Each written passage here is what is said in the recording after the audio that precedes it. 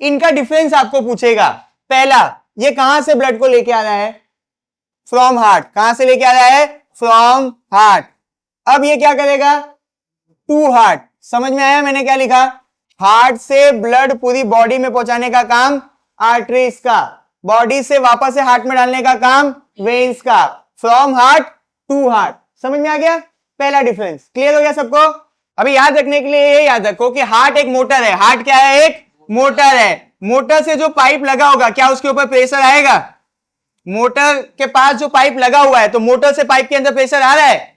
तो जो आर्टरीज के अंदर ब्लड आ रहा है उसके अंदर क्या है? प्रेशर है।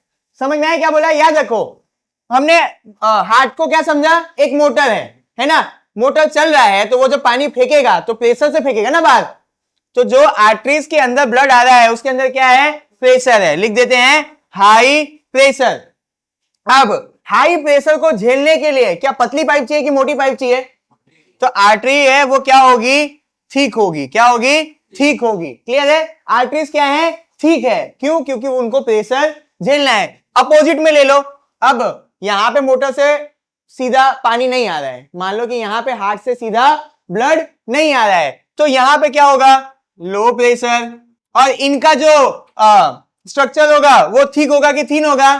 थीन होगा। हो गया आपका? समझ में आया? समझ में आया? एक चीज याद रख लो, इसके अंदर वेल्व नहीं होते हैं। इसके अंदर वेल्व नहीं होते हैं। वेल्व आप समझ में आ रहा है ना?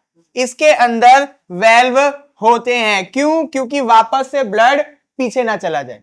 मान लो कि मैं उल्टा हुआ, अगर वेन्स के अंदर वेल्व नहीं होंगे तो वो ब्लड नीचे गिरने लगेगा।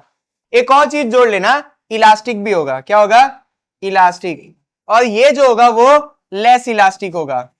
अबे ये इलास्टिक मतलब ज्यादा फैल सकता है और ये कम फैलता होगा। और मैंने क्या बोला? समझ में आया? आर्टरीज के अंदर इलास्टिसिटी ज्यादा होगी और वेन्स के अंदर इलास्टिसिटी कम होगी।